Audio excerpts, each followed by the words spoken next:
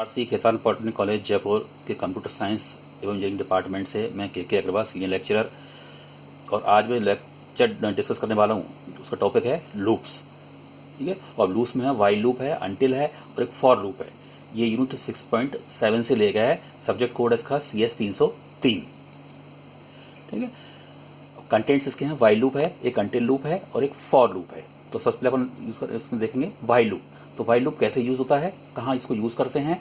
तो इसके लिए the while loop is use for repeating A set of statement. ठीक है, तो एक सेट ऑफ स्टेटमेंट्स मीन्स एक स्टेटमेंट्स के ग्रुप को, समूह को ये बार बार एग्जीक्यूट करवाने के लिए अपन यूज करते हैं वाइल लूप। ठीक है, तो यहाँ पर इसका सिंटैक्स इसमें यूज किया है वाइल लॉजिकल एक्सप्रेशन। तो लॉजिकल एक्सप्रेशन यहाँ कोई कंडीशन भी हो सकती है। ठीक है, तो जब तक ये कंडीशन इस ब्रैकेट्स के अंदर जो लिखी हुई है ये लॉजिकल एक्सप्रेशन ये ट्रू होगा, तब तक ये डू और डन के बीच में जितनी भी स्टेटमेंट्स लिखे हुए हैं उन सभी स्टेटमेंट्स को ये बार बार ये एग्जीक्यूट करेगा, ये रिपीट करता रहेगा उनको। ठीक है, बार बार एग्जीक्यूट करेगा उनको। ठीक है, जैसी कंडीशंस ये फॉल्स हो जाएगी तो ये इस लूप से एग्जिट हो जाएगा। ठीक है, तो यहाँ पर एग्जाम्पल के द्वारा समझते हैं इस चीज को। तो एग्जाम्पल मैंने लिया है इसमें, write a shell script to generate a sequence of numbers from 1 to 5।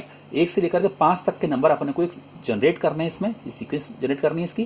ठीक है, तो मैंने इनिशियली यहाँ पर जैसे लिया है n इक्वल्स टू 0।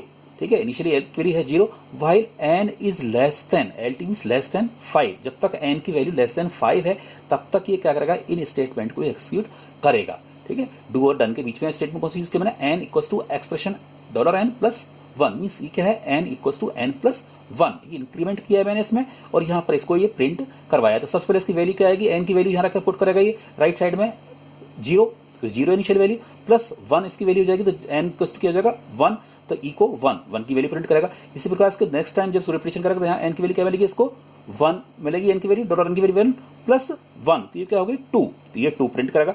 इस तरह से ये नेक्स्ट 3, 4 एंड 5 वैल्यू इस तरह से प्रिंट करता रहेगा। ये 5 बार ये लूप एग्जीक्यूट होगा।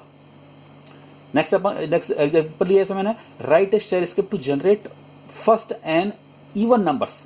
ठीक है, तो n इवन नंबर्स मैं इसमें जनरेट करूंगा और इसके लिए मैंने रीड करवाया n number of even numbers कितने होंगे, वो है n है। इनिशियल i की वैल्यू 0 लिया, जो काउंटर लूंगा इसके लिए काउंटिंग के लिए।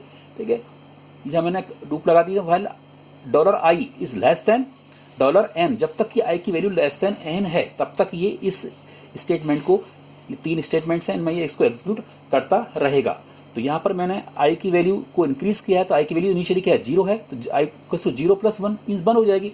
तो इवन नंबर क्या हो गया इसका, even equals to expression 2 into i means 2 को मैंने i से मल्टीप्लाई कर दिया तो 2 हो गया। तो फर्स्ट इवन नंबर आ गया इसका 2, तो ये प्रिंट कर देगा 2। ठीक है, यहाँ पर 2 वैल्यू आ जाएगी फर्स्ट। फिर नेक्स्ट टाइम हो जाएगी i की वैल्यू हो जाएगी 1+1 2 हो गई। ठीक है, तो इवन नंबर क्या हो जाएगा इसका 2 into 2 4।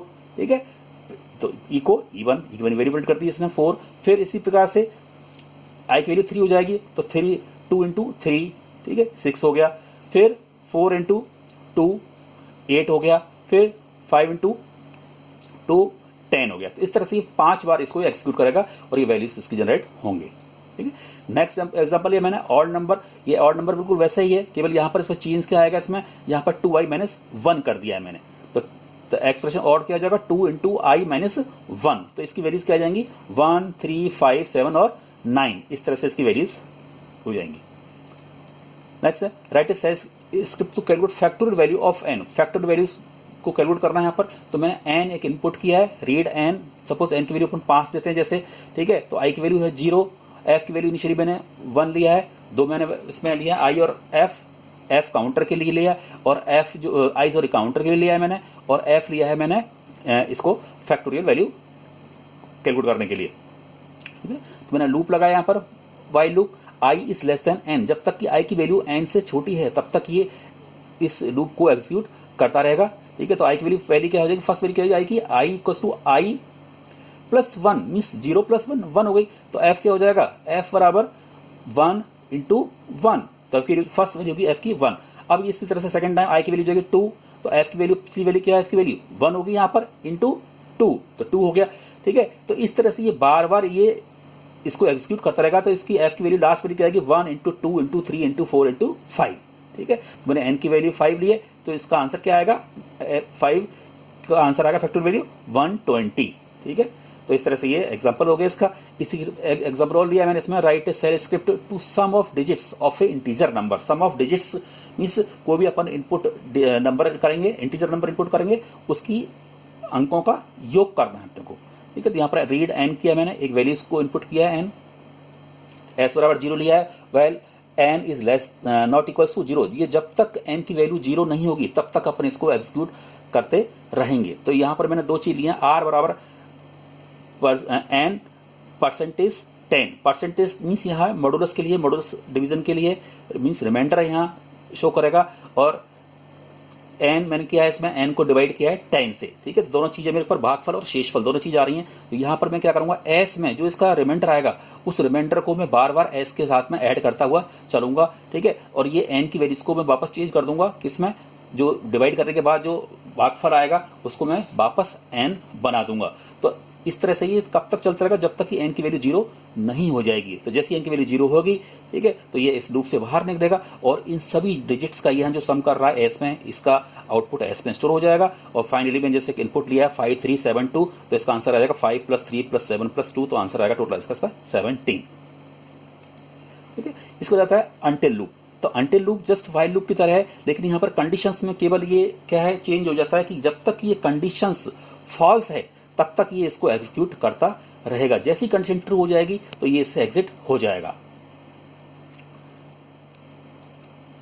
ठीक है। एग्जांपल्स लिए मैंने इसमें, तो यहां पर मैंने लिया है, write a shell script to generate first n natural numbers, means प्रथम एन प्राकृत संख्याओं को जनरेट करना है। इसमें प्राकृत संख्या होती है 1 2 3 4 5 अप टू एन, ठीक है। तो यहां पर मैंने एन नंबर्स के लिए लिया है, तो एन है, रीड एन किया है, फिर आई वैल्यू इनिशियली 0 कर दिया था, until i is greater than n, जब तक आई की value greater than equal to, जब तक आई की वैल्यू ग्रेटर देन और इक्वल टू नहीं हो जाती है किसके, एन के, तब तक इसमें एग्जीक्यूट ये करता रहेगा इस स्टेटमेंट्स को, ठीक है। तो आई की वैल्यू क्या हो जाएगी, आई + 1, इनिशियल वैल्यू आई की 1 हो जाएगी यहाँ पर पहली बार में, फिर ई को आई प्रिंट कर, 1 की वैल्यू प्रिंट कर देगा, फिर 2, फिर 3, फिर 4, फिर 5, जैसी 5 होगी वैल्यू यहाँ पर, तो 5 को यहाँ लेके चलेगा, तो $i means 5 is greater than और इक्वल टू, एन की वैल्यू क्या थी 5 थी, तो 5 की वैल्यू 5 के बराबर हो गई, मीन्स यहाँ पर कंडीशन क्या हो गई है, फॉल्स हो गई कंडीशन, ठीक है, सॉरी ट्रू हो गई कंडीशन, यहाँ पर आई की वैल्यू एन के बराबर हो गई। जैसे ट्रू होगी कंडीशन तो इससे एग्जिट हो जाएगा,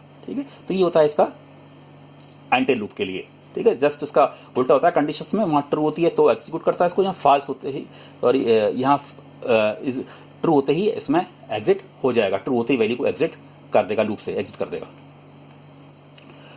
right a shell script to check a number whether it is palindrome और नॉट, इस तरह से पैलिंड्रोम और नॉट पैलिंड्रोम का मैंने प्रोग्राम यहाँ पर लिखा है, ठीक है। तो बिल्कुल वैसे ही जैसे अभी डिजिट का सम किया है वैसे ही है, केवल यहाँ पर एक मल्टीप्लाई 10 कर दिया है, तो इसको शिफ्टिंग करता रहेगा ये, ठीक है, 10th प्लेस पर इसको शिफ्टिंग करता रहेगा और उसको ऐड करता रहेगा, ठीक है। फिर इनिशियली मैंने जो वैल्यू इनपुट की थी उसको मैंने पी में स्टोर कर लिया है यहाँ पर, ठीक है। और जब लास्ट में जब यहाँ पर ये एस की वैल्यू यहाँ पर सम करेगा, तो फाइनली जब मैं इसको चेक करूंगा कि पैलिंड्रोम है या नहीं है, तो एस की वैल्यू को पी की वैल्यू जो प्रीवियसली मैंने इनपुट की थी पहले, सबसे पहले इनपुट की थी वैल्यू उसको, और एस जो आंसर आया इसका रिजल्ट आया उस दोनों को इक्वल है तो पैलिंड्रोम नंबर शो करेगा, अदरवाइज ये नॉट पैलिंड्रोम नंबर शो कर देगा, ठीक है। तो मैंने वही किया है, रिमाइंडर दिया है, मैं यहाँ मैंने इसका डिविडेंड दिया है, मैंने इसमें भागफल लिया है, ठीक है। और एस में मैंने इसको जो इसकी वैल्यू है, एस की वैल्यू इनिशियली 0 है तो ये स्टार्टिंग में 0 हो जाएगा, ठीक है, 0, और यहाँ पर हो जाएगा ये आर की वैल्यू रिमाइंडर लेगा, ठीक है। तो इस प्रकार से ये इसको 10th प्लेस पर ये इसको शिफ्टिंग करता रहेगा और ये सम करता रहेगा, तो यहाँ पर ये रिवर्स ऑर्डर में वैल्यूज की आ जाएगी। और यहाँ पर इसको F6 चेक कर लेंगे, यदि बराबर है ये दोनों, पहले वाला पी और एस की वैल्यू दोनों बराबर है तो पैलिंड्रोम हो जाएगा, अदरवाइज ये नॉट पैलिंड्रोम हो जाएगा, ठीक है। यहाँ पर मैंने लिया एक फॉर लूप, तो फॉर लूप है, तो for loops are used for executing command और set of commands for each value of the given set, ठीक है। तो फॉर लूप यहाँ पर जो यहाँ पर ये गिवन सेट्स है वैल्यूज का, इसमें से 1 by 1 ये वैल्यूज लेगा और वैल्यूज किसमें स्टोर करेगा, इस वेरिएबल में स्टोर करेगा एक वैल्यू, और उस वैल्यू के साथ में इस कमांड 1 कमांड 2 जो यहाँ पर स्टेटमेंट्स दिए मैंने डू और डन के बीच में, इनको ये एग्जीक्यूट करेगा, ठीक है। एग्जाम्पल दिया है मैंने इसमें, shell script to print sequence of numbers from 1 to 5, 1 to 5 की सीक्वेंस लिए मैंने for x in x variable है और यहाँ पर वैल्यूज हैं 1 2 3 4 5, तो यहाँ पर ये 1 बाई 1 एक एक वैल्यूज लेगा यहाँ पर और एक्स की वैल्यूज को प्रिंट करेगा। पहले 1 लेगा एक्स की वैल्यू, 1 प्रिंट करेगा, फिर 2, फिर 3, फिर 4 एंड 5, इस तरह से ये वैल्यूज को प्रिंट करेगा। देन है वीक ऑफ द डेज को मैंने प्रिंट करवाया इसमें, तो यहाँ पर फॉर लूप में वही किया है मैंने कि यहाँ पर डेज को स्टोर कर दिया है, Monday, Tuesday, Wednesday, Thursday, Friday, Saturday and Sunday, सभी डेज को स्टोर कर दिया है। और यहाँ पर मैंने इंक्रीमेंट लगाया, मैंने आई की वैल्यू को 1 इंक्रीमेंट लिया है, तो यहाँ पर आई की वैल्यू 1 हो जाएगी पहले, फिर 2, फिर 3, 4, 5, 6, 7 तक होगी ये। और ई को प्रिंट करवाया मैंने वीकेंड, और यहाँ पर वैल्यू आई की वैल्यू प्रिंट करवाई, जैसे वीक 1, वीकडे 1, वीकडे 2, वीकडे 3, इस तरह से ये शो होगा, ठीक है। और यहाँ पर ये डे की वैल्यू, जो कि यहाँ डे की वैल्यू यहाँ से लेगा, इस फॉर लूप से लेगा, तो वहाँ पर ये प्रिंट करता रहेगा। तो आउटपुट आएगा वीकडे 1 मंडे, वीकडे 2 ट्यूसडे, वीकडे 3 वेडनेसडे, इस तरह से ये लास्ट वीकडे 7 संडे, इस तरह से वैल्यूज ये यहाँ से रिट्रीव करेगा डे की। और यहाँ पर ये 1 2 3 4 5 जो मैंने काउंटर लिया यहाँ पर वो आई से शो कर रहा है, ठीक है। Thank you.